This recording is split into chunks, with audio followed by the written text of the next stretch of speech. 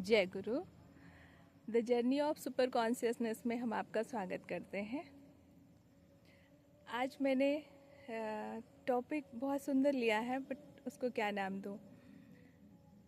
क्या आपके भी मन में कभी ईश्वर के प्रति, गुरु के प्रति, संत के प्रति संशय आता है, डाउट आता है? आत्मा परमात्मा के प्रति संशय आता है, डाउट आता है। मैं उन लोगों की बात नहीं कर रही जो हमेशा इस बात को डिनाय करते हैं।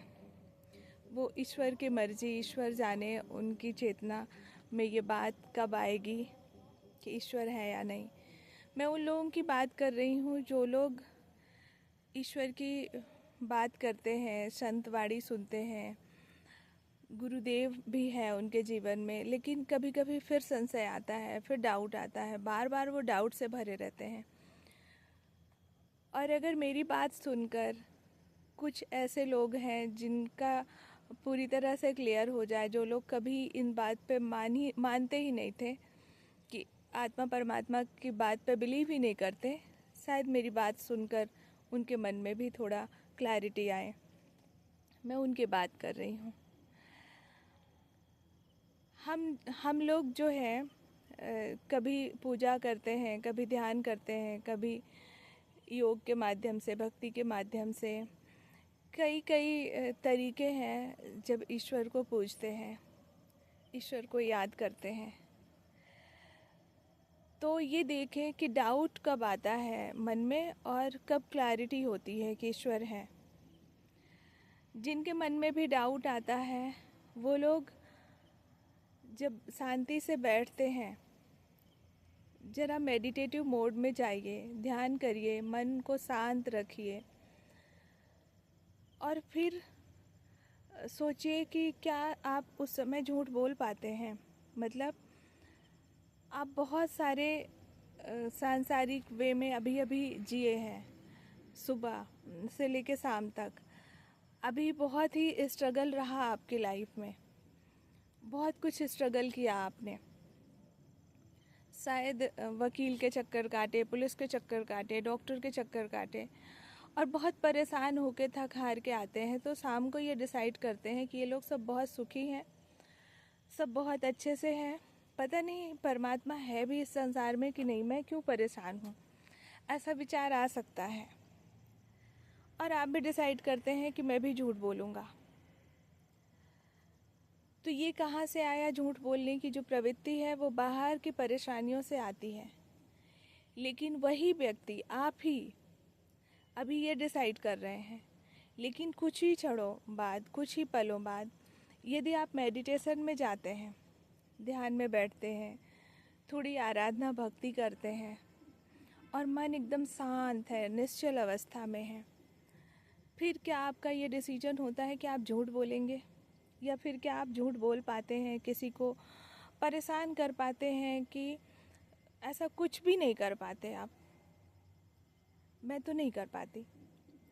मैंने कितना ही डिसीजन लिया हो कि मैं झूठ बोलूँगी, मैं सच नहीं बोलूँगी, कुछ नहीं, सारा कुछ डिसीजन ले लेती हूँ अगर, लेकिन जैसे ही मैं ध्यान में बैठती हूँ तो ऑटोमेटिकली मेरे भीतर जब शांति आती है ना ध्यान के बाद, तो मेरा हर एक शब्द बहुत सत्य होता है, बहुत क्लैरिटी होती है हर शब्दों में।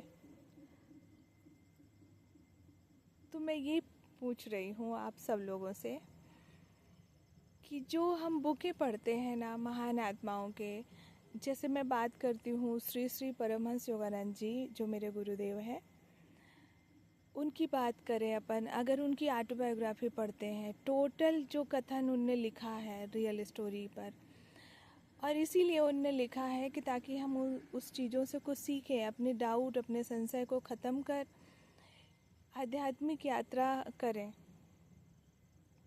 कई बार लोग इस बात को भी नकार देते हैं कि पुनर्जन्म जैसा कोई चीज़ होता ही नहीं, और फिर वो उतारू आ जाते हैं कि हम कुछ भी करें, यही जन्म है, छीना झपटी कुछ भी कर लो, पुनर्जन्म जैसी कोई चीज़ नहीं होती है।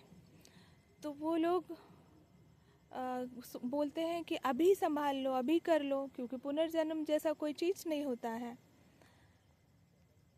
पर मेरे गुरुदेव बोलते हैं पुनर्जन्म भी होता है, और हर संत बोलते हैं, हर गुरुवाणी बोलती है कि पुनर्जन्म भी होता है।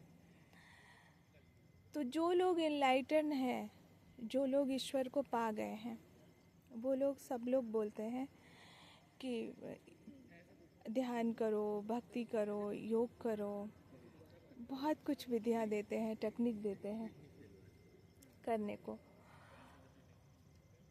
तो मैं ये कह रही हूँ कि जब हम जरा सा ध्यान करते हैं, थोड़ा सा ध्यान करने के बाद जब हम झूठ नहीं बोल सकते, जब हम परमात्मा की भक्ति करते हैं, तब हम झूठ नहीं बोल सकते, झूठ बोलने का मन ही नहीं होता। तो वो जिनने अपना पूरा जीवन लगाया है, जिनको हम देख रहे हैं कि इनमें, उनके छाँव में रहने में, उनके संग में रहने में हमें भी एक विशेष अनुभूति होती है, एक बहुत ही मतलब उनके संग में डूब जाने का मन करता है, उनका साथ लगता है कभी छूटे ही ना, ऐसी बहुत शांति फील करते हैं। लेकिन जैसे आप संसार में आते हो तो आपके मन में फिर संशय और डाउट आते हैं। मैं इसलिए कह रही हूँ कि जरा चिंतन करिए, मनन करिए कि जब हम जरा सा ध्यान करते हैं, थोड़ा सा ध्यान करते हैं, तो जब हम झूठ नहीं बोल सकते, हमें झूठ बोलने का मन नहीं करता, तो वो जो संत बाड़ी जिनने पूरा जीवन अपना ईश्वर को समर्पित करा, बहुत शांति से अपना जीवन व्यतीत करा, बहुत ही उनका जो कॉन्शियसनेस था वो बिल्कुल डिवाइन था, बल्कि वो डिवाइन हो गए, वो पूरी तरह से मर्ज हो गए ईश्वर में, मतलब आत्मा परमात्मा में पूरी तरह से विलीन हो चुकी है, बस अब शरीर दिख रहा है। ऐसी अवस्था में पहुंचकर क्या वो झूठ बोलेंगे?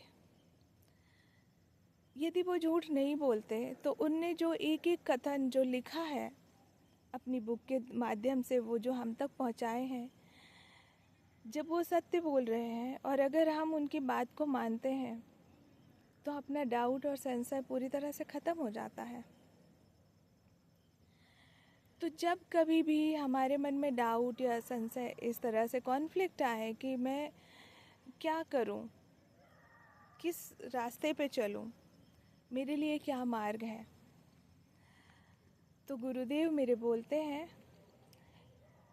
उनकी एक वचनामृत करके एक बुक लिखी है, उनमें गुरुजी कहते हैं कि जो व्यक्ति वर्तमान में रहना सीख लिया है तो वो सही मार्ग पर है। मतलब पास्ट और फ्यूचर के विचारों से अगर बच जाते हो, आप वर्तमान में रहना सीख जाते हो, तो आप सही मार्ग पर हो। और ये जो संशय है, ये डाउट है ना, जब कभी भी आए तो आप उनके कोई भी बुक, रमण महर्षि जी हैं, रामकृष्ण परमहंस जी हैं, आनंदमयी माँ हैं, श्री श्री परमहंस योगानंद जी हैं, लाहिड़ी बाबा ने भी लिखी हैं बुकें, स्वामी श्रीतेश्वर जी ने होली साइंस लिखा है, गीता है, रामायण है, इन सब की बुक हमें यही बता रही है कि हम अपनी चेतना का विकास कैसे करें, हम अपने मानव जीवन को सफल कैसे बनाएं, हम पूर्ण डिवाइन कैसे हों। डिवाइन तो है मुझ में, सब में है, लेकिन हम पूर्णता को कैसे पाएं, पूर्ण तरीके से डिवाइन कैसे हो, कैसे एनलाइटन हो, कैसे आत्म साक्षात्कार की ओर बढ़ें। जब हमारा डाउट और क्लियर होगा ना, जब क्लैरिटी होगी, तब हमारा जो फोकस है, जो प्रयास है, वो बहुत अच्छा होगा, ज़्यादा होगा। सुबह से शाम तक हम अपना 100% अपनी भीतर की जर्नी की ओर दे पाएंगे। जब तक संशय रहेगा ना, पूरी तरह से क्लैरिटी नहीं रहेगी, तब तक हम इसकी ओर इम्पोर्टेंस ही नहीं देते, स्पिरिचुअल जर्नी की तरफ ध्यान ही नहीं देते हैं। तो हम ना गुरुवाणी, संतवाणी को भी डिनाय कर देते हैं, मतलब उनकी बात भी पूरी तरह से हम मानते ही नहीं हैं।